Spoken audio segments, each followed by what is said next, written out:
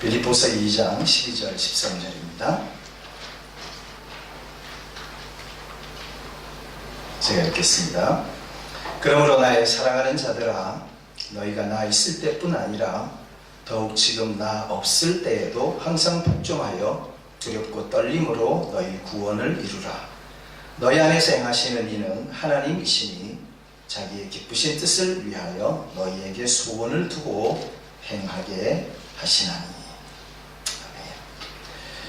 아멘. 그리스도 안에서 사랑하는 성도 여러분, 오늘 우리가 함께 읽은 이 본문은 바울이 빌립보 교회를 향하여 권면하는 내용 중에 일부입니다. 이런 종류의 글에는 자주 권면과 훈계가 등장을 합니다. 또 빈번한 명령형과 명령의 내용이 담긴 분사들이 깔려 있습니다. 바울이 세웠던 많은 교회들 가운데 모범적인 교회이기는 하지만 지금 이 빌립보 교회는 건강한 교회라고는 볼 수는 없습니다. 분파심과 이기심, 자부심과 자만심 등으로 찢겨져 있습니다. 그러므로 바울은 지금 이 빌립보 교회가 영적인 건강을 회복하기를 소원하고 있습니다. 빌립보 성도들이 복음에 합당하게 살기를 호소합니다. 함께 서고, 함께 버티고, 함께 일하고, 함께 생각하기를 소원합니다. 서로 섬기고 다른 이의 문제에 관심을 가지고 자신보다 남을 더 낮게 여기기를 소원합니다. 그러기에 바울은 이 빌립보 교회를 향해서 그리스도의 모범을 제시합니다. 그리스도의 겸손한 태도와 자기를 과시하지 않는 행동을 보여줍니다. 한편 빌립보 교회는 하나님이 기대하는 수준에 이르지는 못했지만 그들 사이에 근본적인 일치와 연합이 없었다고 말할 수는 없습니다. 그러므로 바울은 지금 이 빌립보 2장 초반부에서 했던 호소를 계속해서 하고 있습니다. 말로만 호소하는 것이 아니라 그들의 재물 위에 자신을 제주로 붓겠다는 안타까운 심정을 드러내기까지 합니다. 다시 한번 우리가 읽었던 이 본문 말씀을 다른 번역으로 제가 한번 읽어드리겠습니다. 그러므로 나의 사랑하는 여러분, 내가 함께 있을 때뿐만 아니라 지금과 같이 내가 없을 때에도 더욱더 순종하여서 두렵고 떨리는 마음으로 자기의 구원을 이루어 나가십시오. 하나님께서는 여러분 안에서 활동하셔서 여러분으로 하여금 하나님을 기쁘시게 할 것을 염원하고 실천하게 하시는 분이십니다. 여기 맨 먼저 등장하는 명령은 순종하라입니다. 그러므로 이 접속사는 앞부분 8절에 나오는 그리스도께서 순종한 것에 비추어서 빌립보 성도도 또한 순종해야 한다는 뜻입니다. 바울은 이 명령을 하나님의 권위를 부여받은 사도로서 말하는 것이 아닙니다.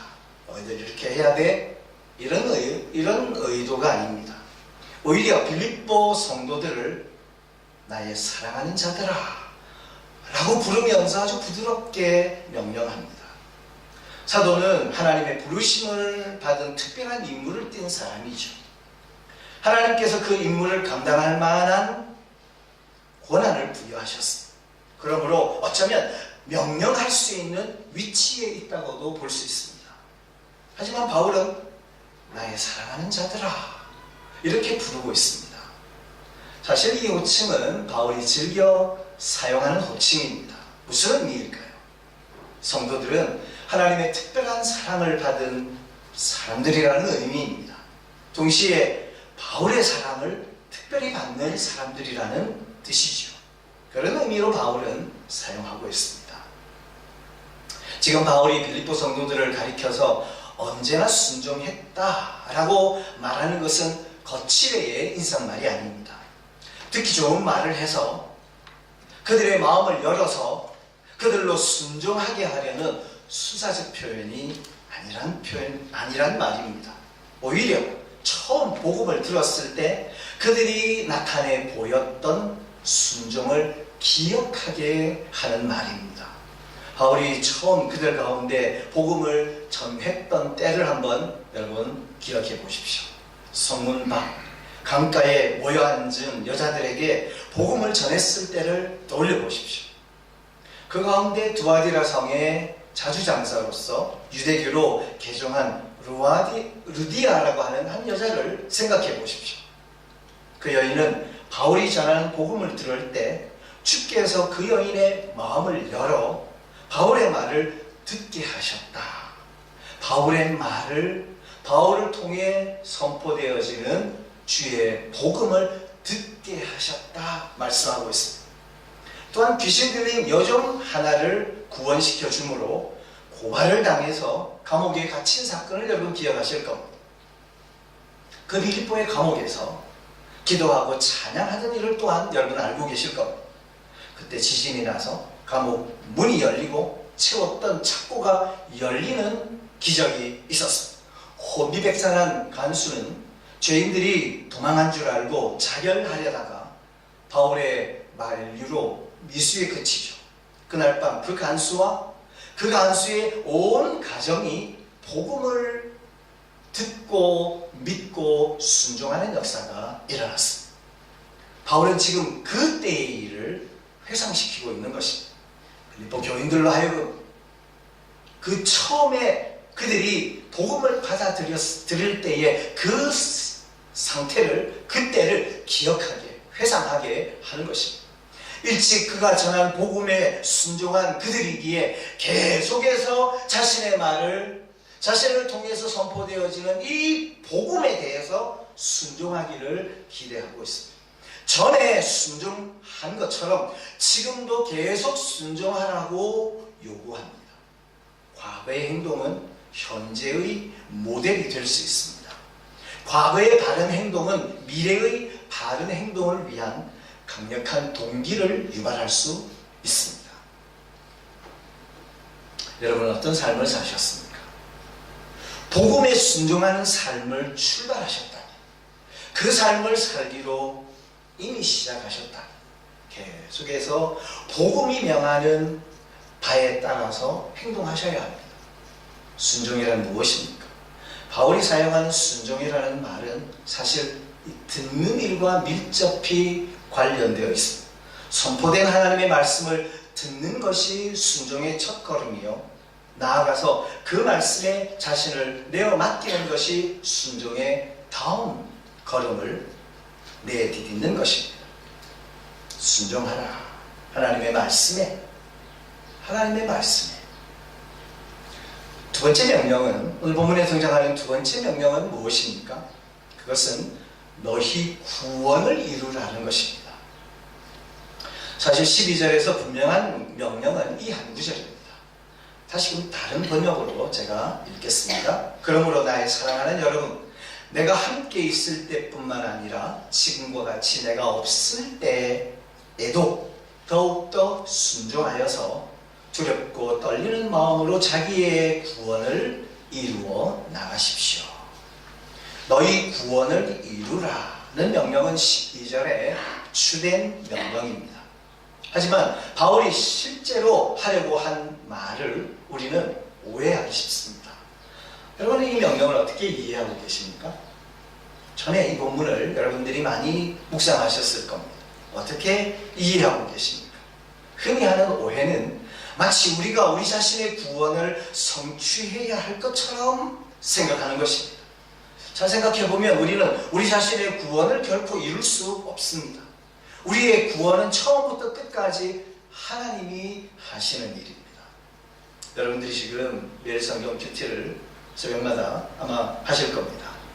로마서 지금 묵상하고 있죠. 무엇을 말합니까?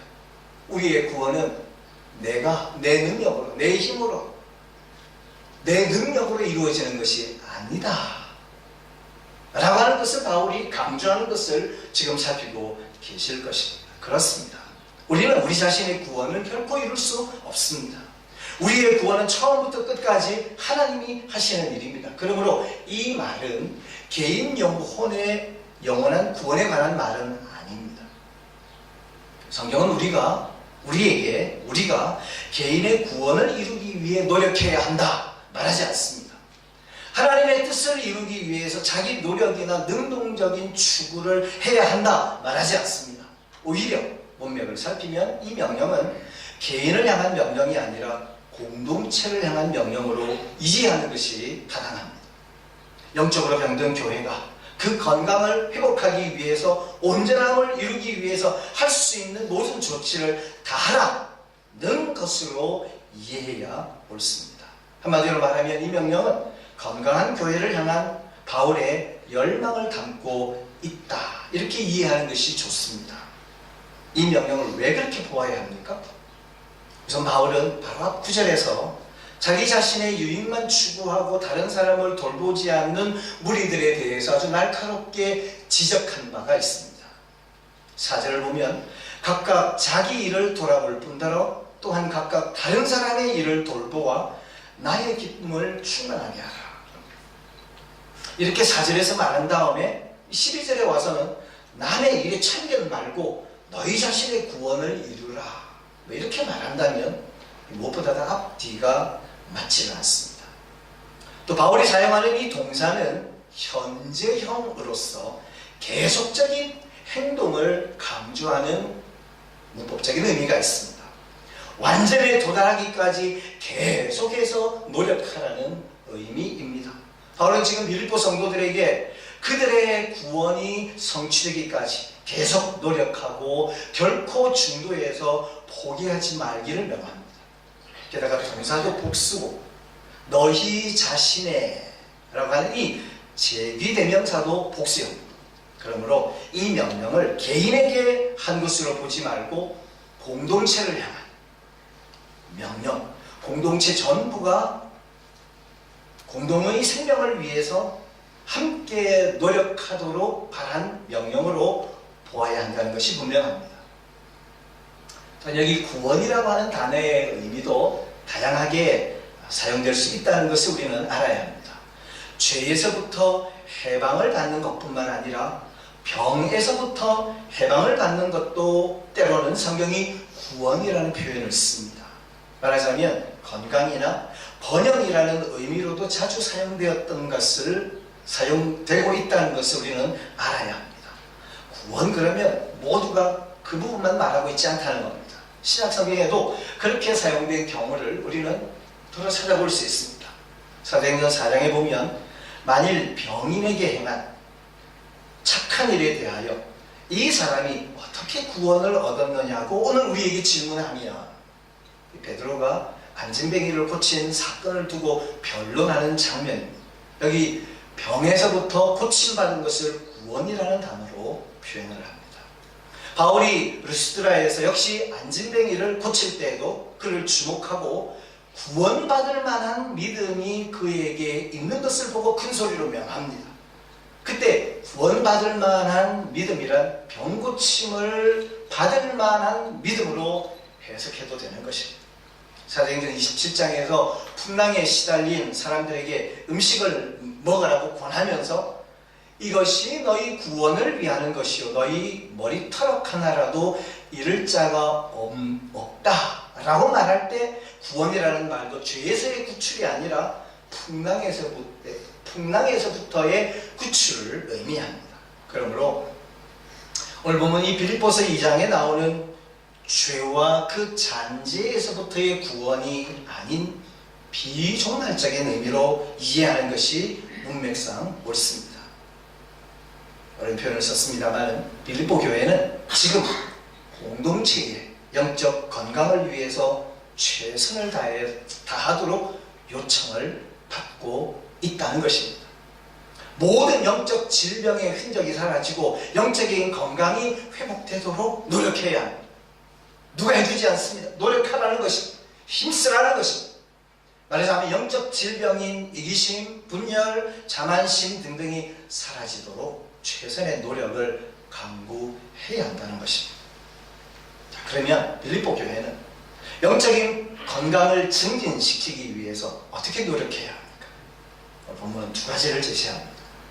오늘 우리 본문은 개역성경이나 표준 세번역 모두 내가 함께 있을 때뿐만 아니라 지금과 같이 내가 없을 때에도 라는 말을 순종과 연관시켜서 말하고 있습니다. 그리하여 함께 있을 때를 바울이 과거에 빌립보 성도들과 함께 있을 때로 우리가 종종 이해합니다만 오히려 미래에 돌아와서 함께 있는 것으로 이해하는 것이 맞습니다. 내가 여러분에게 돌아올 것을 생각하기보다 오히려 내가 여러분을 떠나 있을 때에도 공동체의 영적 건강을 위해서 최선을 다하십시오. 사도가 빌립보에 돌아와서 무엇을 말할지 혹은 무엇을 행할지를 걱정해서만이 아니라 영적인 건강 그 자체가 중요하기에 바울의 불확실한 귀환을 기다리며 지체하기보다 지금 영적으로 새로워지기 위해 교회 여러분들이 최선을 다해서 애쓰십시오. 고소하는 것입니다. 두 번째로 빌립보 교회는 영적인 건강을 증진시키기 위해 어떻게 노력해야 합니까? 오늘 보면 두렵고 떨림으로 영적인 건강을 회복하는 일에 최선을 다하도록 고소합니다. 이 구절도 역시 쉽게 오해되는 구절입니다. 마치 하나님 앞에서 두렵고 떨림으로 처신하라 라는 의미들로 생각을 합니다. 그러나 신약 성경에서 바울이 사용한 것을 관찰하면 두렵고 떨린다는 표현은 결코 하나님을 향해서 사용된 적이 없고 모두 지체 상호 간에 혹은 지도자를 향해서 사용되었습니다. 유대인의 경건을 표현하는 말에서 나온 것으로 의무를 다하기 위해 노심초사하는 태도를 의미하거나 상호 간에 존경과 경외를 나타내거나 아니면 그리스도 예수께서 하나님의 뜻을 이루려고 노력하던 복종의 태도를 보여주는 표현입니다. 말하자면 예수 그리스도께서 아버지의 뜻을 순종하는 데 최고의 관심을 기울였듯이 교회가 공동체 영적인 건강을 회복하기 위해서 두렵고 떨림으로 최선을 다하라는 의미입니다.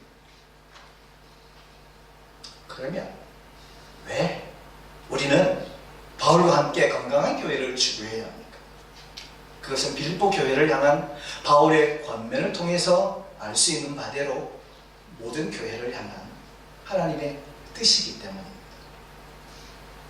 우리가 아버지로, 창조주로, 구원자로 고백하고 있는 그분의 뜻이기 때문입니다. 21세기 한국교회의 관심사는 더 이상 단순한 교회 성장이 아닙니다. 21세기의 화두는 단연 건강한 교회입니다. 이런 표현들을 여러분들이 많이 들어보셨을 거예요. 건강한 교회는 하나님을 기쁘시게 하는 동시에 세상에 소망을 줍니다. 건강한 교회는 특정 시대와 지역에 세우신 하나님의 뜻을 이루어 드립니다. 건강한 교회, 도대체 어떤 교회입니까? 건강한 교회는 전통에 따라 움직이지 않습니다. 우리는 언제나 이런 식으로 해왔다 는 말을 되풀이하지 않습니다. 변화를 언제나 부정적으로 여기지 않습니다. 정체 현상을 안정상태라고 착각하지 않습니다. 건강한 교회는 더 이상 우리는 이전에 그런 식으로 해오지 않았다고 말하지 않습니다. 건강한 교회는 어떤 특정 인물에 의해서 움직이는 교회가 아닙니다. 오랫동안 목회를 해온 한 목회자에 의해서 움직여지는 교회가 아닙니다. 건강한 교회는 핵심 장로에 의해서 움직여지는 교회가 아닙니다. 무슨 문제든 제기되면 그 사람의 표정을 살피는 것이 건강한 교회의 모습이 아닙니다. 건강한 교회는 재정에 의해서 움직이는 교회가 아닙니다. 무슨 일을 의논해도 맨 먼저 떠올리는 생각이 돈이어서는 안 됩니다. 건강한 교회는 비용이 얼마나 들까? 라는 생각이 먼저 자리하지 않습니다. 건강한 교회는 하나님이 무엇을 하기를 원하시는지를 먼저 질문하는 교회이어야 합니다. 건강한 교회의 관심사는 얼마나 많이 절약했나가 아니라 이 일을 통해서 누가 구원을 받았나입니다. 건강한 교회는 프로그램이나 행사에 의해 움직여지지 않습니다. 건강한 교회는 수많은 직분자를 세우는 교회가 아니라 사람을 양육하고 훈련시키는 교회입니다.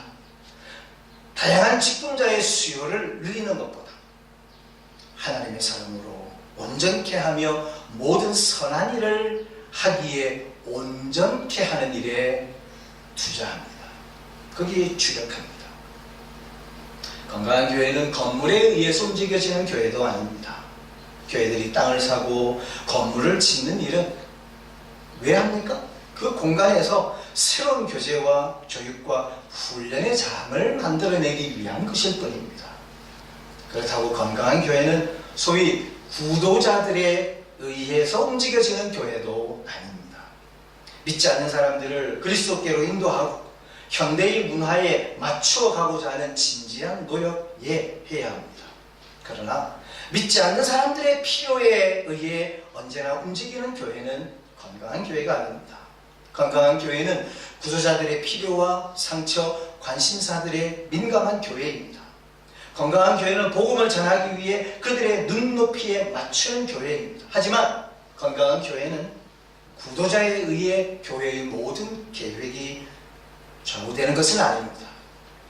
건강한 교회는 그 무엇보다도 다른 목적에 의해서 움직이는 교회입니다. 하나님은 우리 교회를 통해서 무엇을 하시기 원하는가에 대한 분명한 비전을 가지는 교회. 우리 교회는 그리스도의 생명을 나누어주는 공동체이다. 우리 교회는 그리스도의 사랑을 나누는 공동체이다. 우리 교회는 그리스도의 풍성함을 세상에 나누는 교회이다. 그러기 위해 먼저 말씀에 집중하는 교회, 그 교회가 건강한 교회입니다. 그렇다면 우리는 어떻게 이 꿈을 성취할 수 있을까요? 이 비전을 우리 자신의 힘으로 완수할 수 있습니까? 오늘 본문 13절은 아주 놀라운 가능성을 제시합니다. 13절 보겠습니다. 그러므로 나의 사랑하는 여러분, 하나님께서는 여러분 안에서 활동하셔서 여러분으로 하여금 하나님을 기쁘시게 할 것을 염원하고 실천하게 하시는 분이십니다. 너희 안에서 행하시는 이는 하나님이시다. 하나님이 이 일을 하신다. 자기의 기쁘신 뜻을 위하여 우리에게 소원을 두고 행하게 하시는 분이시다. 건강한 교회를 만들어가는 원동력은 하나님 자신의 능력입니다. 왜냐하면 하나님께서는 여러분 안에서 역사하시는 분이시기에 그렇습니다. 우리를 도와서 하나님께 순종하게 하시고 우리를 도와서 하나님이 원하는 바를 하도록 하십니다. 하나님의 교회를 건강하게 만들어가는 추진력은 바로 전능하신 하나님의 능력입니다. 인간이 역사하기에 하나님은 일한 적도 없고 일하시지 않는 분이 아닙니다. 오히려 하나님이 역사하심으로 역사에 오셨기에 인간은 일해야만 하고 일할 수 있습니다. 그러기 역사한다 라는 말은 신약에 모두 20번 사용되었는데 그 가운데 18번을 바울 사도가 사용했습니다. 이 말은 하나님께서 능력으로 역사하시고 효과적으로 역사하신다는 것을 의미합니다. 사랑하는 예담 성도 여러분, 우리 하나님은 전능자이십니다. 위대한 능력의 공급자이십니다. 우리 가운데 강하게 역사하시는 분이십니다. 우리의 의지를 바꾸어 놓으시는 분이십니다. 우리의 행동을 변화시키는 분이십니다. 우리로 하여금 건강한 공동체를 만들도록 하시는 분이십니다. 조화롭고 건강한 공동체를 빚어가신 그 하나님의 손길을, 그 하나님의 능력을 신뢰하십시오. 사랑하는 예담 성도 여러분, 이 힘있고 변함없는 하나님의 능력이 신앙 공동체 안에는 역사하고 있습니다. 우리가 그 능력을 공급받기만 한다면, 그 능력과 함께 협력하여 사역한다면, 그 그 능력으로 하여금 역사하도록 내어 맡기기만 한다면, 하나님께서 하시도록 내어 맡기기만 한다면 공동체의 방향이 변하고 공동체의 열매가 맺히는 기적이 일어날 것입니다. 우리 안에 계신 하나님께서 강력한 힘으로 역사하시기에 새로운 소원을 창조하시며 새로운 사역을 창출하십니다. 말씀을 맺겠습니다. 사랑하는 예담 성도 여러분, 바울이 영원한 건강한 공동체의 소망을 여러분 우리 가슴에 한번 정말 품어보십시오. 건강한 공동체는 하나님을 기쁘시게 하는 공동체입니다. 이제 또 새롭게, 아니 더불어 주님을 더 잘 닮아갈 수 있는 기회를 하나님께서 주셨습니다.